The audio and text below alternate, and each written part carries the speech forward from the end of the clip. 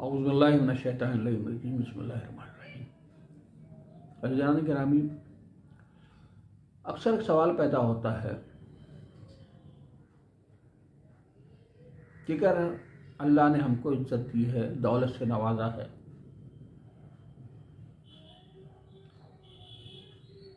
उसे एंजॉय करने का कोई मना ही नहीं है। अब उसको इस्तेमाल करें ज़रूरत के बाद, बेहतर से बेहतर। आपको अगर इज्जत है, दौलत है, तो आप बेहतरीन कपड़ा पहनिए। आप 1000 नहीं 5000 का पहनिए, पहन के दुनिया के सामने जाइए, अल्लाह का शुक्र अदा करिए कि उसने आपको इज्जत से नवाजा है। और अल्लाह ने भी किसी बंदे को इसलिए पैदा नहीं किया था कि भीख मांगे। अल्लाह चाहता ही नहीं था।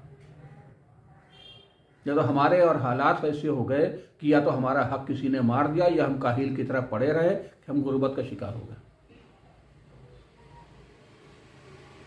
जिसने हक मार दिया उसने भी अल्लाह के हुक्म के मुताबिक ज़िंदगी नहीं जी, वो भी सज़ावार है। अगर आप काहिल रहे तो आप भी खतागार। लेकिन ठीक है, हमको दे दिया अल्लाह ने, हमारे 2 भाइयों को नहीं दिया, होता है। अब हम क्या करें साहब? चूंकि उन भाइयों का हक है आप पर, आपके भाई हैं, आप उस दौलत में से उनकी मदद करें। और मदद ही नहीं, आपको जितना एंजॉय करना है करें, लेकिन ऐसा न करें कि अपने भाई को ही बताया है। एक गरीब भाई है, उससे हम जिक्र कर रहे हैं, साहब आज मैं 80,000 का मोबाइल लाया हूँ, आज मुझे 20 लाख की कार खरीदी है मैंने। तो जब आप जिक्र करेंगे तो उसके दिल में ख्याल आएगा, खुदा हमको नहीं दिया तो कितने ऐश से रह रहा है। नहीं, ऐसा कोई काम ना करे कि उस गरीब के दिल में ख्याल आ जाए। आप कार खरीदें, इस्तेमाल करें, जाएं, लेकिन उसका इस तरह से जिक्र ना करें तो उसके दिल में तकलीफ पहुंचे। एक रवायत सुना देता हूं। एक शख्स था, इमाम जाफर सादिक अलैहिस्सलाम का दौर था, हज पे गया, और जब हज करके लौट रहा था तो एक जगह काफिला रुका। मोमिन इंसान था, नेक इंसान था। वहाँ पे खाने का जब इंतज़ाम होने लगा तो उसने कहा कि सब हाजी हैं, हज करके आए हैं, मोमिन है, हमारे भाई हैं, मैं चाहता हूँ कि इन सब के खाने का इंतज़ाम मैं कर दूँ। मसला उससे कहा 100 बकरे काट दो।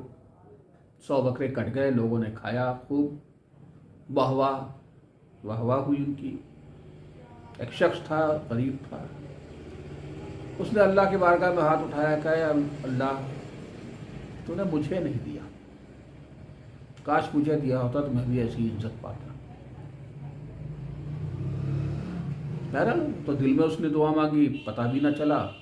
जिसने खर्च किया तो कि मोमिन इंसान था, राह खुदा में किया था, नीयत में कोई खोट नहीं था, वो भी इत्मीनान मुतमईन कि मैंने अच्छा काम किया है, अल्लाह इसको अच्छे में नेकी में रखेगा। पहुंचा इमाम जाफर सादिक अलैहिस्सलाम की खिदमत में मुलाकात के लिए। इमाम ने मुंह घुमा लिया, इमाम ने चेहरा घुमा लिया। वो शख्स परेशान, सीधी लैंग्वेज के सदमे में, क्या मौला मुझसे ऐसी कौन सी खता हो गई? मैं तो सब नेक काम करके आया हूँ, हज किया है, खुलूस के साथ लोगों को खिलाया है, पिलाया है, ये क्या हो गया मुझसे? उस शख्स ने इमाम से पूछा, है मौला आप तो इल्म गैब रखने वाले हैं, आपको तो इल्म होगा, मैंने जो किया है सिर्फ और सिर्फ राह खुदा में किया है, फिर ये नाराजगी के सबब क्या है? इमाम ने कहा, इस शख्स मैं जानता हूं कि तेरी नीयत में कोई खोट नहीं है, तेरे तरीके में खोट थी। अब इमाम ने बताया कि जिस वक्त तूने खिलाया था उस वक्त एक शख्स के दिल में ये तकलीफ पहुंची कि अल्लाह तूने मुझे नहीं दिया, मुझे भी देता तो ये इज्जत मैं भी पाता। तो शख्स ने कहा, इमाम ये बताइए तो मैं क्या करता, न खिलाता? इमाम का नहीं, बिल्कुल खिलाना तेरा गलत नहीं था, खिलाया था और अल्लाह खुश हुआ, तेरी उस नीयत से अल्लाह खुश है। लेकिन बस सरासर तरीके में फ़र्क कर देता। बस तरीका ये करना था कि वहाँ ऐलान करा देता कि 100 बकरे की ज़रूरत है, हर आदमी अपनी अपनी इस्तात के हिसाब से, अपनी सलाहियत के हिसाब से, जितना उसको अल्लाह ने नवाजा है, वो इस डब्बे के अंदर, इस जगह पर वो पैसे रख दे। और मसलन तूने 1 लाख रुपए के बकरे मंगाए थे, 10,000 दिरहम के बकरे मंगाए थे, तो चाहे सारे लोग मिलके एक ही दिरहम जमा कर पाते, तो 9,999 दिरहम तू अकेले उसमें डालता और खिला देता। अब जब लोग खाते तो हर शख्स ये कहता ये मेरी तरफ से है, और जब तारीफ होती तो कहा जाता कि कितने नेकूकार लोग थे कि सबने मिलजुल के इतने बेहतरीन खाने का इंतजाम किया। फिर किसी के दिल में यह ना आता कि अल्लाह तूने मुझे कम दिया है या मुझे ज़्यादा दिया है।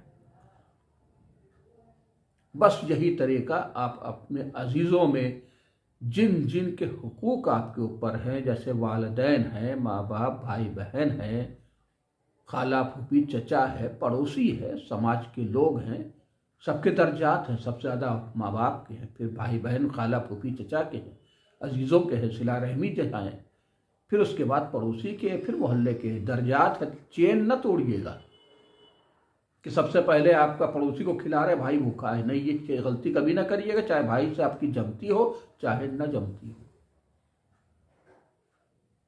तो अल्लाह ने हर शख्स को इसी हिसाब से नवाजा भी है। अगर एक घर में 4 बच्चे थे तो 2 को दौलत दे दी तो 2 को कम है, और अल्लाह चाहता ये था ये 2 मिल के 2 दौलत जिसके पास कम गरीब है उनको बराबर ले आए। बस अल्लाह इतना ही चाहता था, इसी पर जन्नत देनी थी अल्लाह को। यही आपका इम्तिहान था कि आपको इसी चीज़ पर जन्नत देनी है अल्लाह को।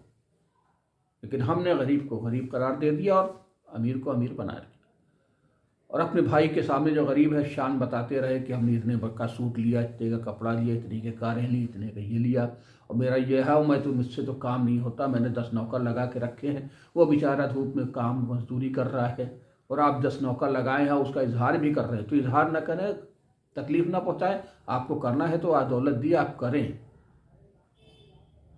लेकिन 10 नौकर की बजाय 5 नौकर लगा के अगर 5 नौकर के पैसे भाई को दे दें, वो भी 2 नौकर लगा ले, तो क्या बुरी चीज़ है? यही तो इस्लाम चाहता था।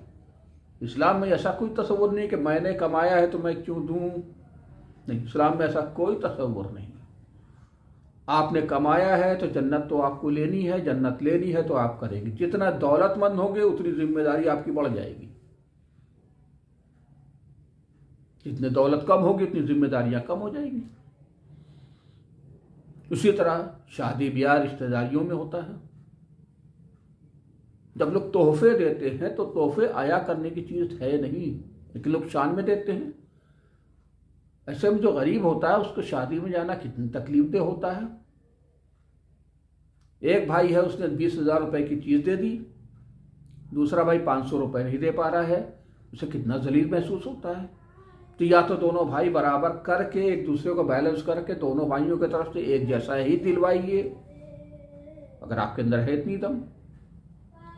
नहीं तो जो गरीब भाई है उसके बराबर करिए, ताकि उस गरीब के दिल में ये ना आए कि देखिए मैं शादी में जाऊँ, मेरी तौहीन हो रही, मेरी बेइज्जती हो रही।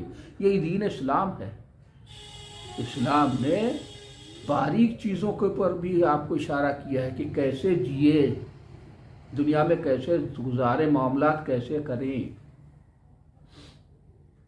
तो कभी अपनी शान यतीम बच्चे के सामने अपने बच्चे के सर पे हाथ फेरना मना है। हदीस है, सुना है ना, क्यों साहब मेरा बच्चा है मैं तो फेरूंगा, उसके नहीं, अल्लाह ने बच्चा नहीं दिया तो न दिया, वो जाने खुदा जाने, नहीं, इसे इस्लाम नहीं कहते। इसलिए कि अगर यतीम बच्चे के सामने अपने बच्चे के सर पे हाथ फेरेंगे, उस यतीम के दिल में आ गया कि अल्लाह मेरे माँ बाप को तूने छीन लिया, तो आप गुनाहगार हो जाएंगे। करिए अपने बच्चे को जितना प्यार करना है, अकेले में किसी ने मना की, लेकिन उस यतीम के सामने ना करिए। उसी तरह करिए जितना अपनी एंजॉय करना है आपको अपनी दौलत से करिए, लेकिन उस गरीब भाई के सामने ना करिए, गरीब चचा के सामने ना करिए, गरीब फूफी के सामने ना करिए। इस्लाम ने इस चीज़ की ममानियत है। बस इसी के साथ एक फ़िक्र दिए, कोई ये नहीं है आप इसकी तहकीक करें और उसके बाद से अपने मुज्तहिद से रब्ता कायम करें और बहरहाल जो हो वो अमल करें। बहरहाल इतना तो आपको मैं भी कहूँगा, आम सी चीज़ है, एक जाहिल भी जानता है, किसी को तकलीफ़ न पहुँचाएं, किसी के चेहरे पे खुशी की वजह बने। इसी के साथ